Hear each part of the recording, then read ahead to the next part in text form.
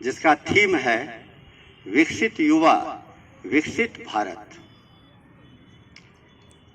स्वामी विवेकानंद जी के गीत।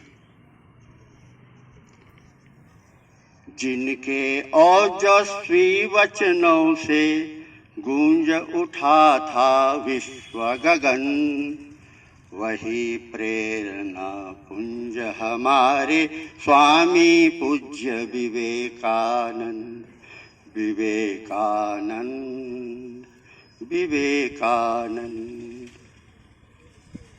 जिनके माथे गुरु कृपा थी, दैविक गुण आलोक भरा, अद्भुत प्रज्ञा प्रकटी जग में, धन्य धन्य यह पुण्य धरा। सत्य सनातन परम ज्ञान का, सत्य सनातन परम ज्ञान का, जो करते अभिनव चिंतन, वही प्रेरणा पुंज हमारे स्वामी पूज्य विवेकानंद। विवेकानंद विवेकानंद।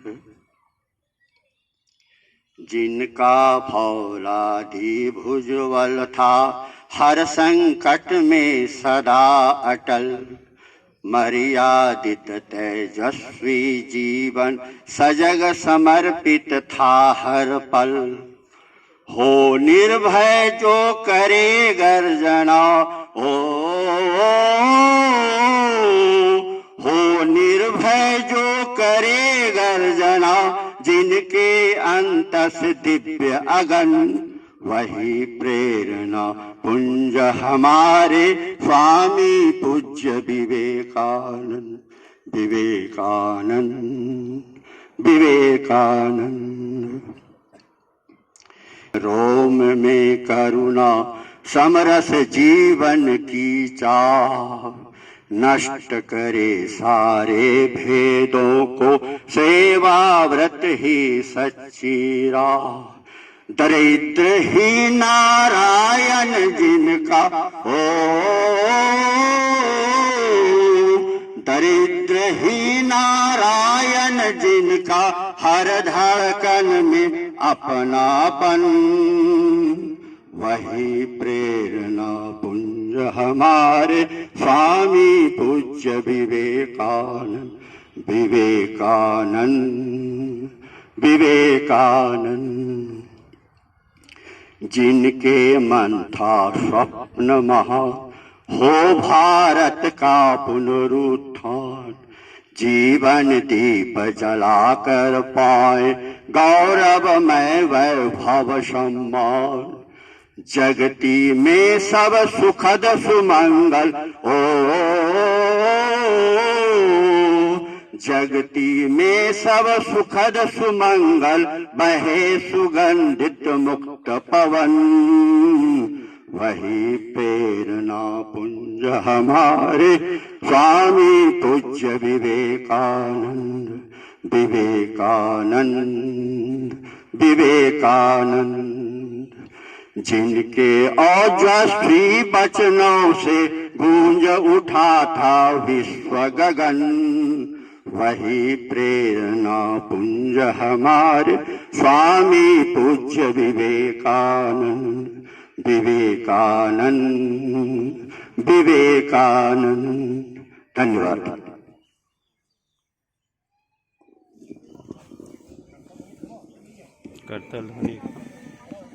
करतल ध्वनि प्रकार एक गुरु 1 2 1 2 3 1 2 1 2 3 1 2 1 2 3। अब मैं भैया शुभम कुमार जो कि दशम अ के इस वंदना सभा में उपस्थित माननीय प्रधानाचार्य महोदय, आचार्य जी, दीदी जी एवं सभी भैया बहनों को मेरा सप्रेम नमस्कार।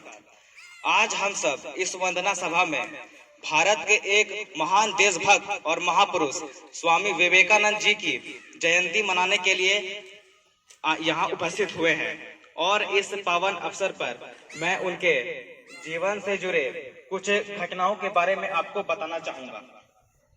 स्वामी विवेकानंद जी आखिर उन्होंने ऐसा कौन सा कार्य किया था कि हमें आज इस वंदना सभा में उनकी जयंती मनाने के लिए यहाँ उपस्थित होना पड़ा है? क्या वे कोई ईश्वर थे या वे कोई भगवान थे? अगर देखा जाए तो वह हम सबकी तरह एक साधारण मनुष्य थे, जिनके दिलों में अपने देश और भारत माता के प्रति देशभक्ति और सम्मान था। इसी तरह मैं उनके जीवन से जुड़ी कुछ घटनाओं के बारे में बताना चाहूंगा। यह तब की बात है जब स्वामी विवेकानंद जी शिकागो शहर में थे और वहां भाषण देने के लिए गए थे। तब भाषण के उपरांत उनसे एक महिला आई और उनसे कहा कि मुझे आपसे विवाह करना है ताकि मुझे भी आपके जैसा पुत्र प्राप्त हो सके। तब स्वामी विवेकानंद ने कहा कि नहीं, मैं आपसे विवाह नहीं कर सकता, क्योंकि मैं एक सन्यासी हूँ और सन्यास धर्म में विवाह करना वर्जित होता है। लेकिन स्वामी विवेकानंद जी ने उस नारी का सम्मान करते हुए कहा, अगर आपको मेरी तरह एक ओजस्वी पुत्र चाहिए तो आप मुझे ही अपना पुत्र मान ले, मुझे इसमें कोई आपत्ति नहीं है। तो इस कहानी से हमें यह सीखने को मिलता है कि चाहे कोई भी परिस्थिति हो, हमें नारी का सम्मान करना ही चाहिए।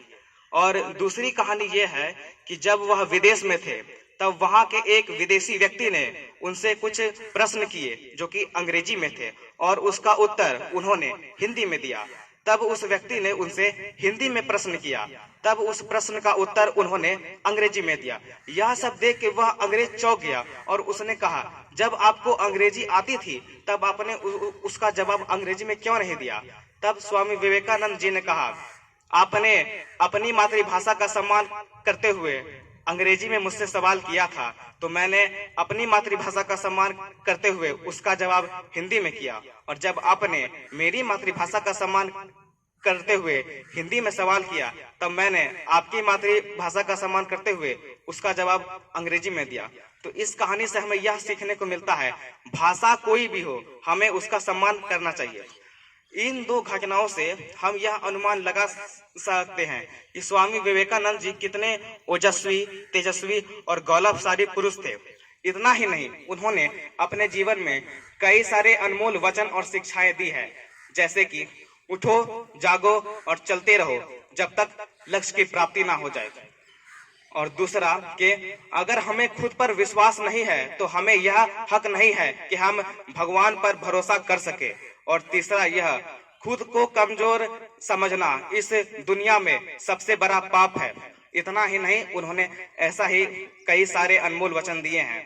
इन अनमोल वचनों से हमें बहुत सारी चीजें सीखने को मिलती है और इस सब बातों से हम यह भी अनुमान लगा सकते हैं कि जिस व्यक्ति के मस्तिष्क में ऐसे सारे बहुमूल्य और अनमोल वचनों का निर्माण हो सकता है, वह व्यक्ति कैसा होगा। इसका सटीक और सीधा उदाहरण थे हमारे स्वामी विवेकानंद जी।